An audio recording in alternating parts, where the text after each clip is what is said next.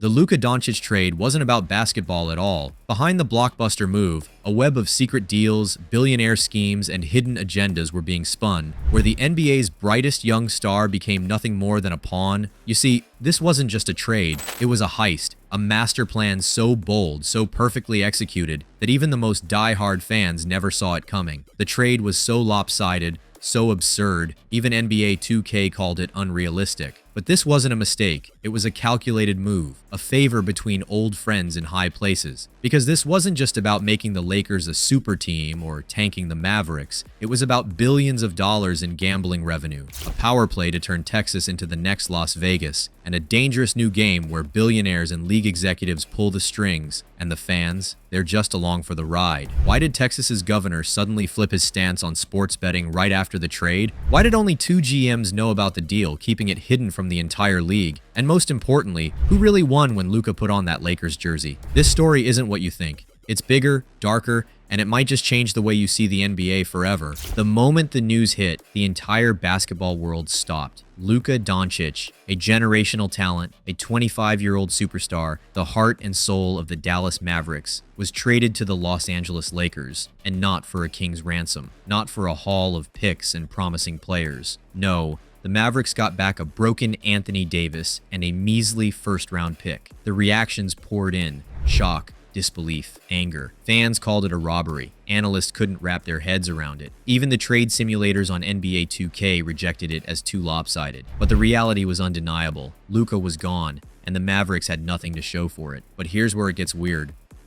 Nico Harrison, the Mavericks GM, had spent decades building a reputation as one of the sharpest minds in the league, a man who turned Nike deals into gold and helped orchestrate massive moves in the NBA, and yet he was the architect of the worst trade in modern basketball history, the same man who had forged his legacy alongside Kobe Bryant and had proven himself to be calculated, methodical, and brilliant. Suddenly he was monumentally stupid. It didn't add up. And then whispers started to emerge. This deal didn't come from the basketball minds. It came from the top, from the billionaires. Sources claimed this move wasn't about building a team. It was about something much bigger, something that reached far beyond the court, into the world of billion-dollar casinos, sports betting empires, and backroom deals. It was a signal that this wasn't just a trade, it was a message. If you think this trade was just about the Mavericks and the Lakers, think again. This was about the entire NBA and the man pulling the strings at the top, Adam Silver. You might know him as the commissioner of the NBA or from the memes where he looks like he just stepped out of a vampire movie. But behind that pale exterior is a mind that's always calculating, always scheming. And his grand vision for the league? It's not just about basketball, it's about billions. 10 years ago, Silver penned an op-ed that flew under most people's radar. He called for the legalization of sports betting, not just in Las Vegas, but everywhere. He saw what was coming. He saw the tidal wave of money that sports gambling could unleash. And while most people thought he was just spitballing, he was laying the foundation for a decade-long strategy to intertwine gambling and the NBA. Flash forward to now, and that vision has become reality. Betting lines aren't just on the fringes of broadcasts, they're woven into the fabric of every game. Halftime shows pitch parlays. Pre-game analysis dives into odds. Gambling isn't just allowed, it's encouraged, and it's making the league a fortune. But it's not enough. The league's viewership numbers are slipping. Each NBA Finals has fewer eyeballs than the last. The global audience, the key to Silver's dream of making the NBA the biggest league in the world, is shrinking. He needed a shot in the arm, a move so big it would grab headlines worldwide. And what better way to do that than putting Luka Doncic, the brightest young star in basketball, on the NBA's most marketable team, the Los Angeles Lakers? The Lakers aren't just a team, they're a brand. The kind of brand that can drag viewership numbers back up. The Lakers always end up with the star, don't they? Magic, Shaq, Kobe, LeBron, and now Luka. It's like there's a magnet pulling the best talent to Hollywood, and the man holding the magnet, Adam Silver. But why? Why help the Lakers? Why orchestrate a trade so one-sided it had fans questioning reality? The answer lies in the billions of dollars tied up in the league's expansion plans and the insatiable hunger of Vegas casino moguls. Silver needed a favor, and the billionaires needed a pawn. They found it in Luka Doncic. To truly understand why this trade happened, you have to follow the money, and the money leads straight to Las Vegas, to a circle of billionaires who don't just play the game, they own the board. Enter the Adelsons, one of the most powerful casino families in the world. When they bought the Dallas Mavericks, most fans thought it was just a new era for the team. But the truth, it was a chess move in a high-stakes game that had nothing to do with winning championships and everything to do with building an empire. The Adelsons aren't aren't basketball people, they're gambling titans. And for years, they've had their eyes on Texas,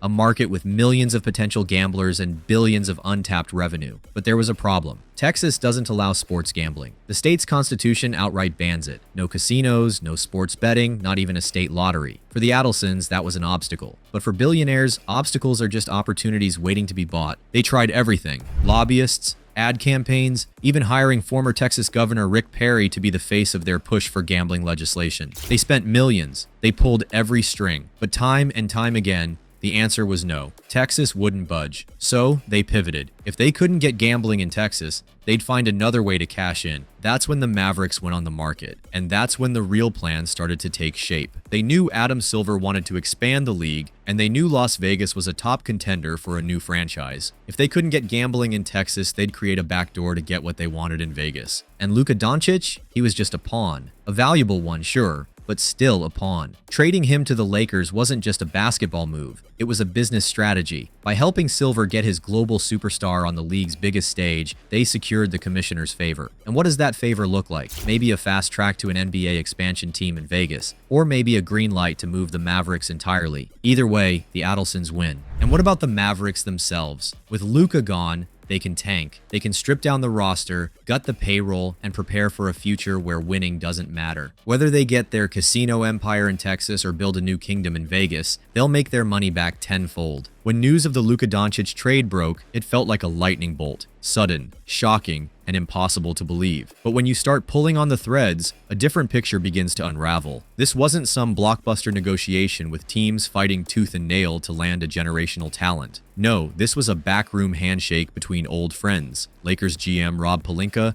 and Mavericks GM Nico Harrison. Pelinka and Harrison go way back, not just as colleagues, but as real ride-or-die friends. They built their careers together, Pelinka as Kobe Bryant's agent and Harrison as a top executive at Nike. They orchestrated some of Kobe's biggest endorsement deals, solidified his brand, and raked in millions along the way. These aren't just two GMS doing their jobs. These are two insiders with deep, unshakable ties. When you think of a trade involving a superstar like Luka, you imagine intense bidding wars, multiple teams throwing the kitchen sink to land him. But in this case, the Mavericks didn't even field offers. They didn't shop Luka around. They just handed him to the Lakers. And what did they get in return? A single first-round pick and a package of role players. That's it. A deal so lopsided that even the video game NBA 2K would block it as unrealistic. Insiders say this trade wasn't Nico Harrison's call. This wasn't a basketball decision. It came from higher up. Billionaire pressure, ownership influence, a command from above to just make the deal. And who benefits from this? Well, the Lakers, obviously, but also the Adelsons. They help Adam Silver get his star in the biggest market, and in return, they strengthen their bid for a Vegas expansion or a casino foothold in Texas. If you want to understand this conspiracy, you have to follow the money, all the way to Texas. See, Texas isn't just any state. It's a gold mine, the second largest state in America, packed with millions of sports fans. And yet, gambling is illegal. No casinos, no sports betting, not even a state lottery. That's not just a law, it's etched into the Texas Constitution. Changing that would take more than just lobbying. It would take a political earthquake. But the Adelsons aren't your average billionaires. They see Texas not as a state, but as an opportunity, an untapped Las Vegas 2.0. They've spent years and millions trying to change those laws. They hired the best lobbyists money could buy, turned former Texas politicians into paid spokespeople, and launched a media blitz to sway public opinion. But despite their wealth and power, their efforts hit a brick wall. The Texas Senate wouldn't budge. The governor stayed silent. It seemed like gambling in Texas was dead on arrival. But then 2025 rolls around. Just hours after Luka is shipped off to the Lakers, Texas Governor Greg Abbott flips his stance. A man who had never supported legalized gambling before is now publicly backing it. The timing isn't just suspicious, it's a neon sign pointing to what's really happening behind the scenes. This legislative session is crucial. Texas lawmakers only meet for 140 days every 2 years. That's right, if the Adelsons want their casino empire, they've got this narrow window to get it done. The NBA wants you to think it's all about the love of the game, but if you dig deeper, you'll see the game they're playing is far bigger, and the scoreboard is counted in dollars and influence. This isn't just a story about Luka Doncic, it's a story about power, money, and how the NBA might be playing its own game, and fans are just along for the ride. In this story, the final buzzer has sounded, but the real game behind the scenes is only just beginning. If you think this trade was just about basketball, think again. Subscribe for more deep dives into the untold stories behind the game. And remember, not everything you see on the court is just a game.